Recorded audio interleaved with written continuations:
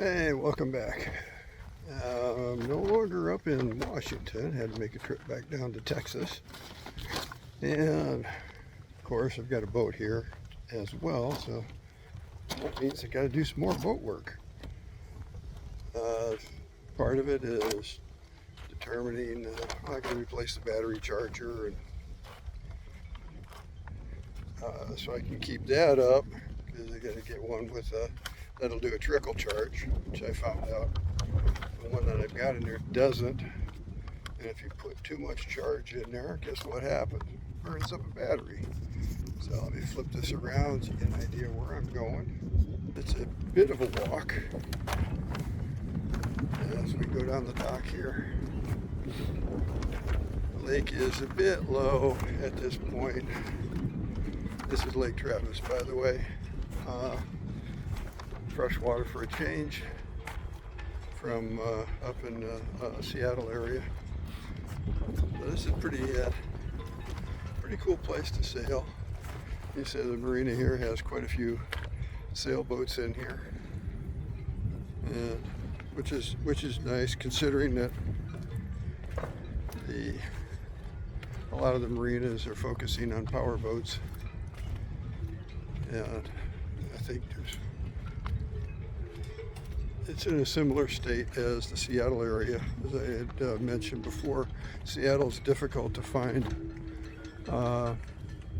slip space in the area because of the large number of boats. It seems to be slacking off a bit lately, but still it is an issue. Here on Lake Travis, it's similar issues. If you want to have a slip for your sailboat, you pretty much have to buy a sailboat that's in a slip, which is nice that is available, because frankly, up in Washington, you may buy a boat in a slip. Doesn't mean you get to keep the slip. So, anywho, this is getting close to the boat. See how good she's looking here. There she is, Strega, 128.5. So we will go on and start doing some boat work. Alright, so let's see.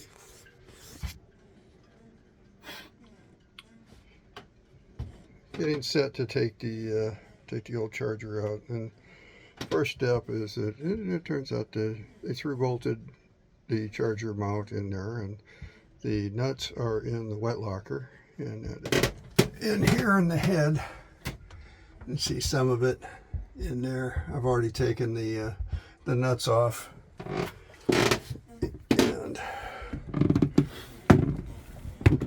now the old charger is here in the lazarette. Says it's automatic, and I guess it kind of is. It just overcharges, it doesn't do trickle. So now I will be pulling that stuff out. Fun.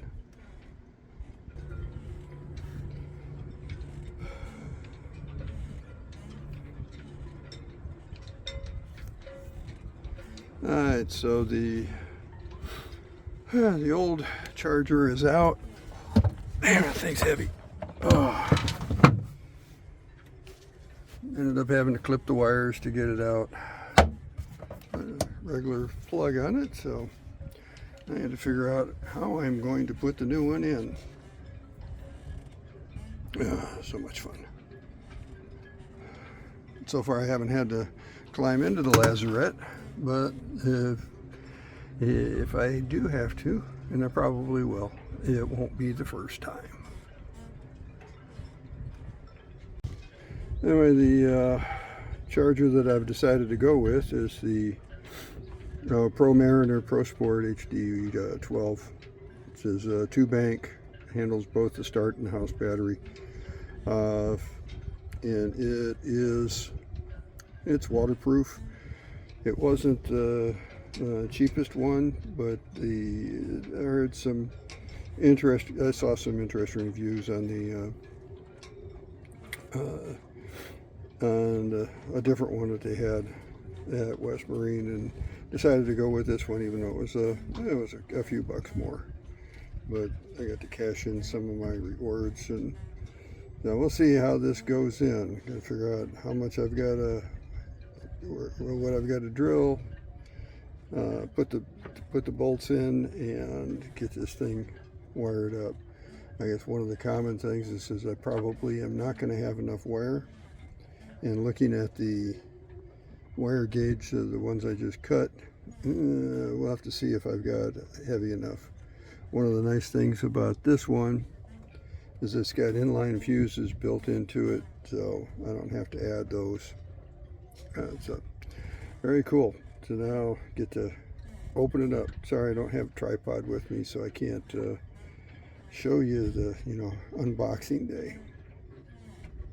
Well, it certainly is much prettier than the old one, with a meter on it and all sorts of stuff. But it did, excuse me,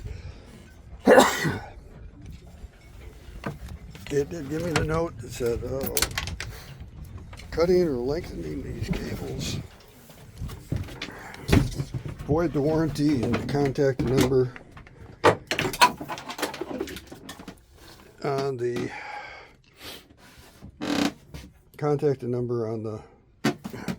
get out of the bilge on the cable to get the cable lengthener kit. So I'm going to do a little bit more research in here and see about where the cables go, what I'm going to have to do to get to the run. So I know where the batteries are. One's underneath the stove, and the other one is underneath the sink. And so, yeah, it's just small boats. I only have single battery banks for each one for the A and B side. So get to make your pick. Which one is house battery and which one is which one is start.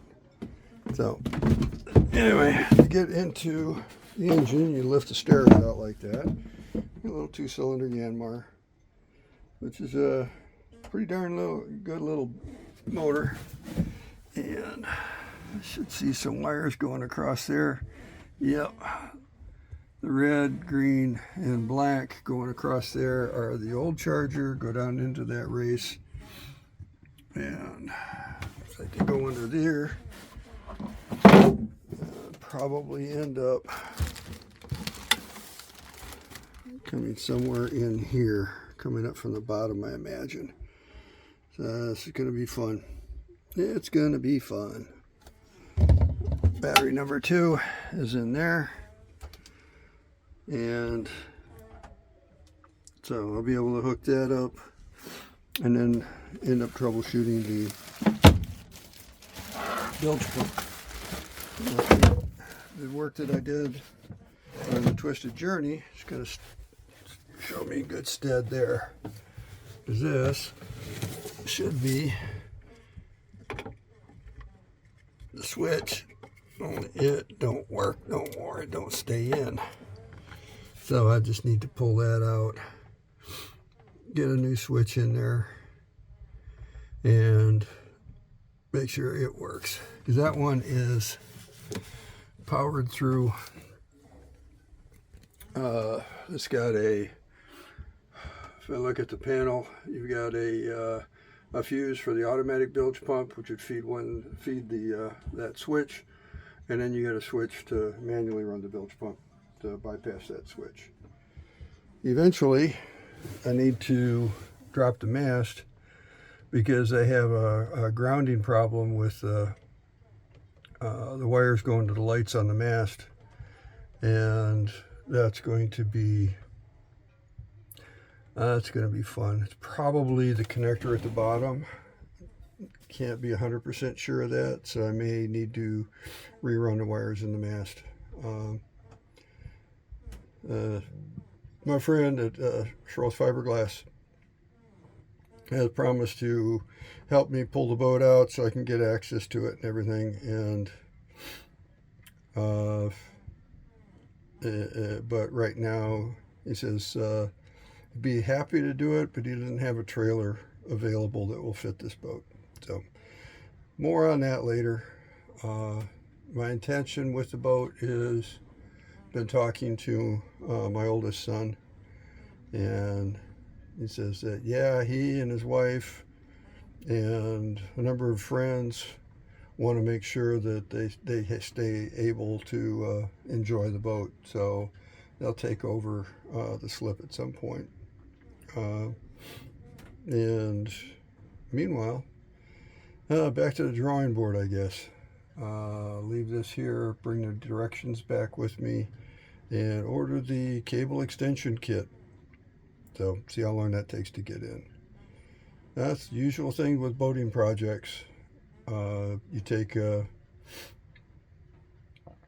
sometimes it's 2 steps forward, 3 steps back, to take 4 steps forward and 1 step back, and it's that sort of thing when you find out how much you got to take the boat apart and all that stuff. But that is part of the fun. The interesting part of it is I've got a little switch that I use for controlling the camera when I'm doing this. And the really cool thing is, there it is. The really cool thing is this is my cell phone. I've got 2 action cameras and a video camera, and I find right now this works better for me. Now, one other project I minded of is going in. This old radio, it basically doesn't function all the time. Sometimes it does, and sometimes it doesn't. I've got a replacement radio for that, and I'll be putting that in. So we probably, maybe I'll remember to bring a tripod, maybe try one of the other cameras.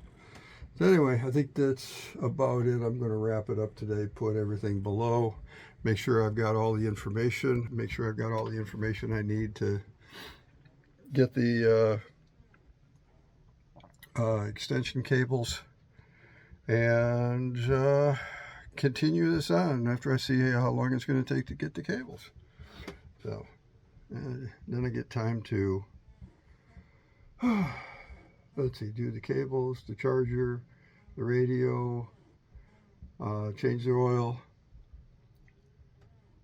and I think that's a good batch of work here for this trip, and before we get to go back up to Seattle and visit the cow. Talk to you later.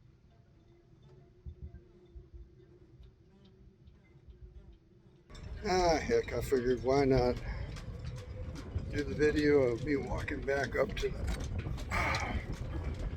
the car and disposing of this old piece of junk battery charger. Why not? And climb off the boat.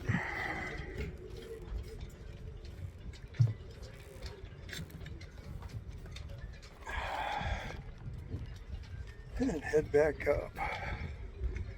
See if I can get this thing a little bit better oriented. It's a long trip.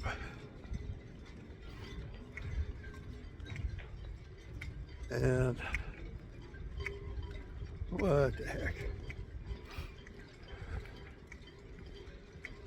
So I wonder, since the new battery charger is so much lighter than the old one, does that mean I'm going to have a little bit of a lift support? I don't think it's that much of a difference. But now, just looking over there, and they've closed the ramp here. Water is too low. And let's see if I can switch cameras here. As we look up there, this is way low. If you go up to past that gray section, and that's normal level on the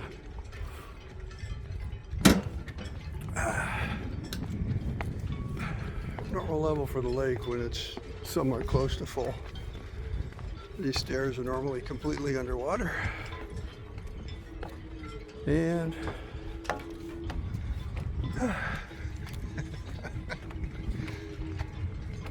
hey, Rob. Hey there.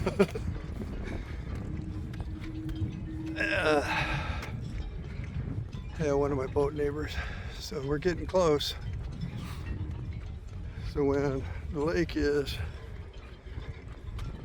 at what we would call a normal recreational level, or let's call it full, the water would be right up about these rocks. And it's not.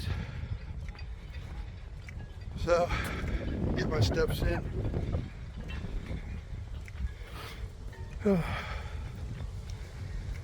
Get my stairs in too.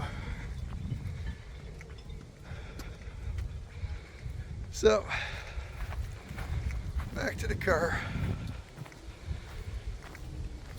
and head back home and see about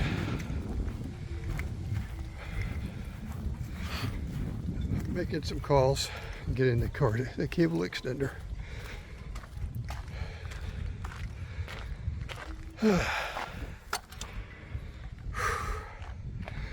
Yeah, quick trip over to the dumpsters, then back on my road. Talk at you later. Bye.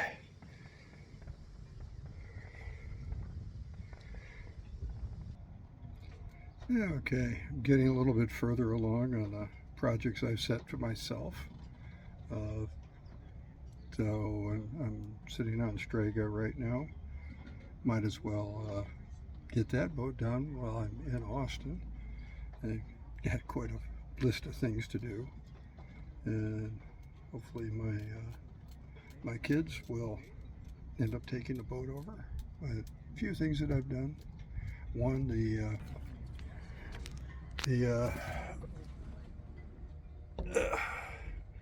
new battery charger is in, and it is set up and is charged overnight, and it's in maintenance mode, maintaining the batteries. I have pulled out the depth sounder, and it is right here. Yeah, figure out where the cameras are on here, and found another place where the dirt daubers have decided to make a nest, and figured out what I needed to wire the lights into the compass. Oh yeah, before I get here, I have installed the engine hour meter into the bulkhead, but I need to have some additional parts to wire it in to the electrical system so that it starts counting. Of course, I don't have everything I need.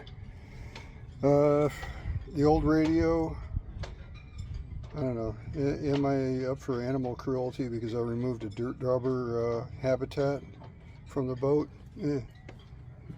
I'll take that hit.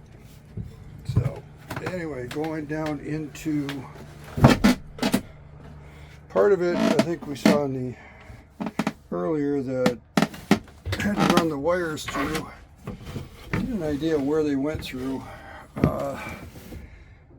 It goes across the back there. You can see the tie wrap sticking out,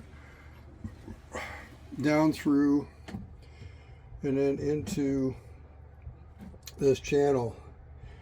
Now, rather than widen the holes in there, I had to pull the big red and black cables out, and in order to have enough room to get the new cables through with the fuse holders, which go into here. There's the number 1 battery, which is generally consider that my cranking battery, and then up to my number 2 battery. So, and then you got the power switch. In the process of that, I removed a bunch of wires that had been left in by people doing previous maintenance. Should I keep it? Should I let it go? I don't know. Was able to get the new VHF radio installed, but as I see it, the internal GPS antenna on this thing is not picking up positions, so I guess I'll have to order a new external GPS antenna. So, get an idea. To-do list on this boat. Well, shoot, what boat doesn't have a to-do list? There's kind of, I've written it on the back of the radio manual. So so as long as I'm in Austin, I have no issue running out of things to do. So anyway, need to pick up a few things.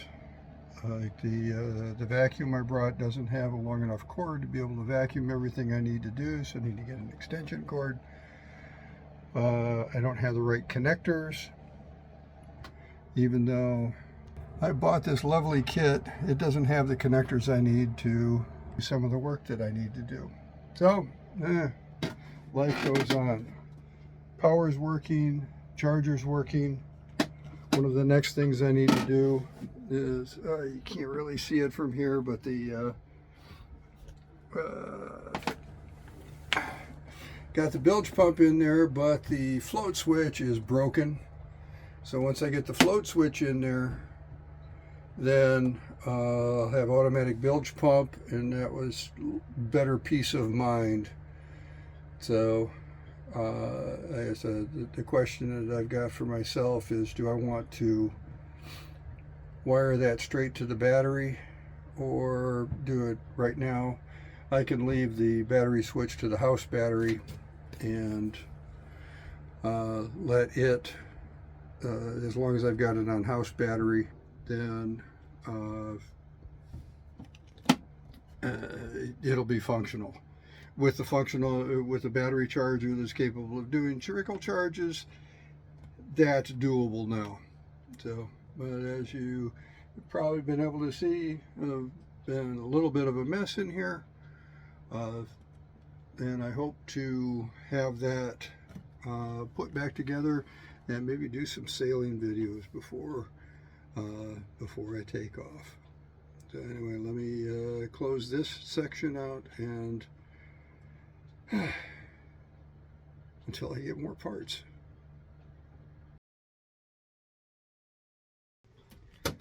Hey, and welcome back to Strega. I'll be finishing up the maintenance for this go around. Is it done? Not by any means, but I did get quite a bit accomplished.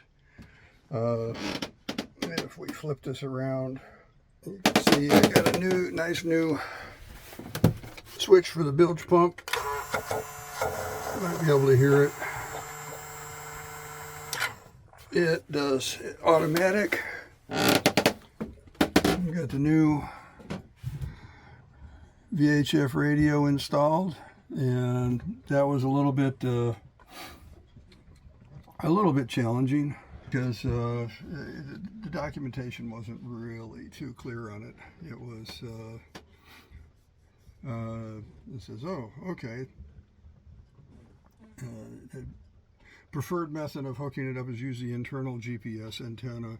If that's not working and where it goes, then you have to get an external GPS antenna and hook that in.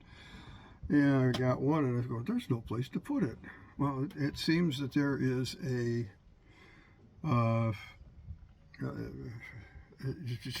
that's only true if you get the G version, which I didn't. So after I got the MMSI number for the boat and put it on there, I said, all of a sudden it said, hey, I need to know where I'm at, and if it doesn't get an update, it alarms every 10 minutes. So fun stuff. So other things that were done, well, I guess putting in the new battery charger. Go up here and see where that is. And move some stuff. Yeah, it's in the lazarette. And flip. All right, there is the nice new automatic trickle charger for maintaining, and it is working well. The batteries are still good, and it was fun because when you get the thing, I said, oh, I'll just cut the wires and extend them. And they said, well, you can't do that. It voids the warranty. So now I've got a case where I've got two sets of, because I had to extend the cable, I've got two sets of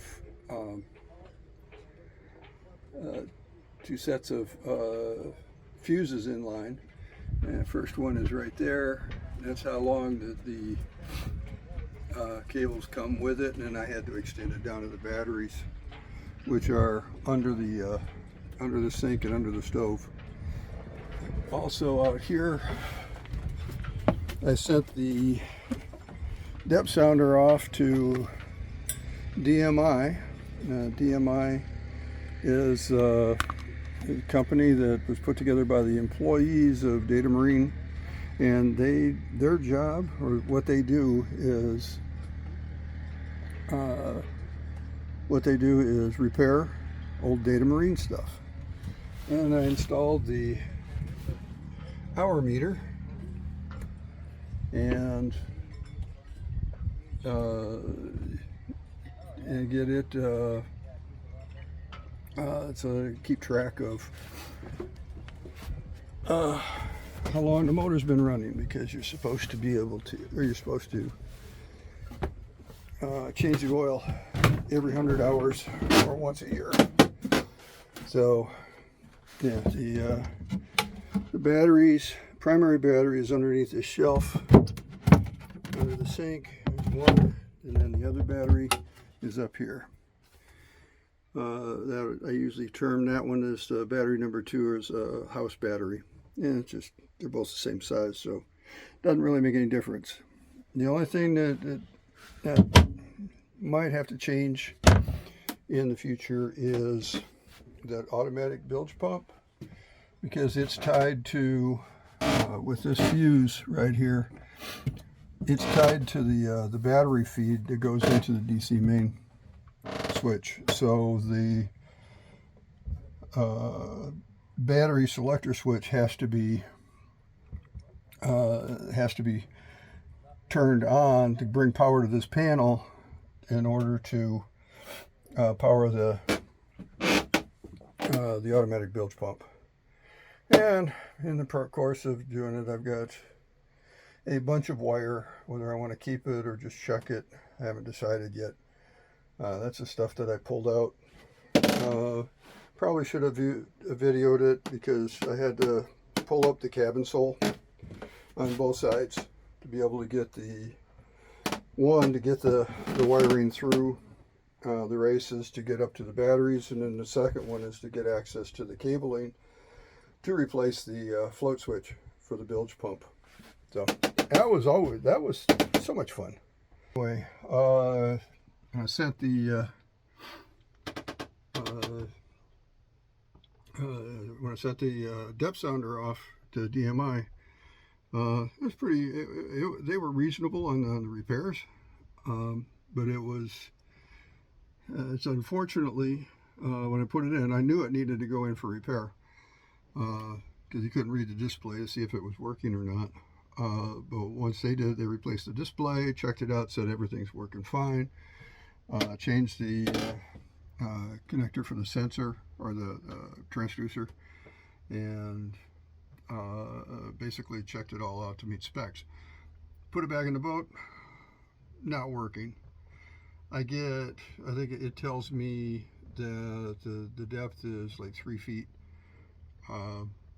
and if I unplug the transducer, I get the same reading. So that tells me I've got a problem with the transducer. So that will be a future project. DMI, I believe, sells replacement transducers that will work. They manufacture those again, so that'd be cool. It's, you know, having to rely on my 5.5 foot depth alarm, which is also known as the keel. It can be a little bit daunting, but for troubleshooting the radio, when I did that, put in a call to Standard Horizon. They called me back within like 2 hours, and the guy says, just a second, I can help you fix that, and showed me how to turn off the alarms. And I swear, that's not in the manual. I could go back and check. I might. Anyway, right now waiting for Patrick and his friend H to come down, and I'm going to show him how to do a oil change on a Yanmar diesel. So probably won't end up filming that because it's tight on this boat, and I don't, you know, there's a lot of videos out there on how to do an oil change on a Yanmar. But nice thing is, small engine, 2-cylinder, 2 liters of oil, and we'll probably change out the oil in the gearbox. Nice thing about this one, it's a 2GM20, is it does uses the same oil in the gearbox as it does in the engine. So that's pretty cool. So it makes it a little bit easier. Now I get to finish this up because tomorrow morning I'm heading to Seattle. Talk to you later, guys. Bye.